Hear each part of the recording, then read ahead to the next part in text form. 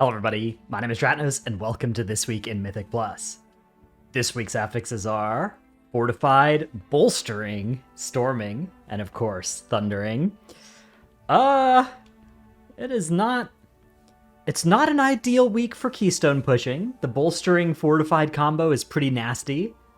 It's not dead weak, especially if you're largely ranged DPS, if you have people that can manage bolstering well and do primarily damage to the highest health targets in the packs.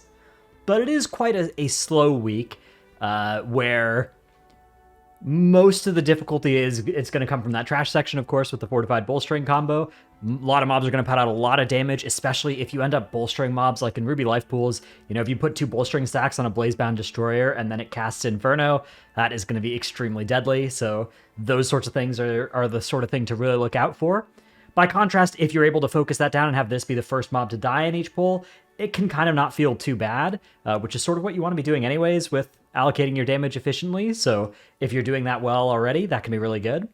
Another strategy for this week to help save some time is wherever possible to try and pull some extra trash onto bosses, because bosses don't get bolstered.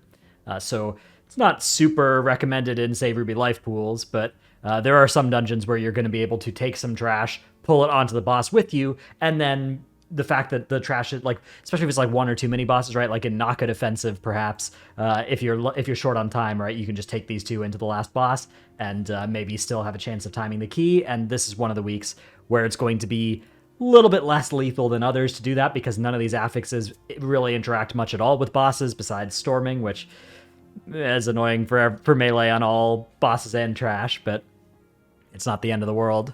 So yeah, not a great week for pushing. A pretty good week if you are not pushing, if it's just a nice little weekly 15, getting your key done, if you're doing a key where the timer isn't going to be close either way, and you can just pull nice and slow, one pack at a time, blast through it with your incredible damage, it should work out pretty nicely. So that is I guess the summary of the week in terms of which dungeons are easiest and hardest.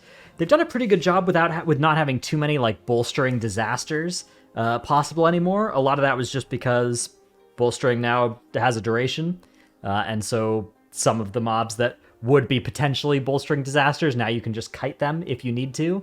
Also, most mobs that trigger bolstering, most mobs don't trigger bolstering if they have very low health, right? There's actually only really one place where there's mobs that counterintuitively do trigger bolstering, and that is the Eagles in Algathar Academy. So if you're doing Algathar Academy, you gotta be really careful this week, because the Eagles, the Territory Eagles, do bolster, which means that especially on the pulls with the Alpha Eagles as well, not really something you have to worry about on the first pull without any of the Alpha Eagles, but on these later two pulls, you'll actually lose quite a bit of time if you don't do mostly single target damage to the Alpha Eagle. It can be pretty hard as well when there's two of them. A lot of classes really struggle to do good damage according to these things' health, right? To do 4 times as much damage to these Eagles.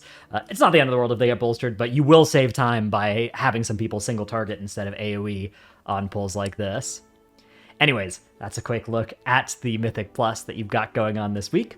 Hope you've enjoyed this video. Thanks for watching. Good luck out there. See you in the next one. Bye.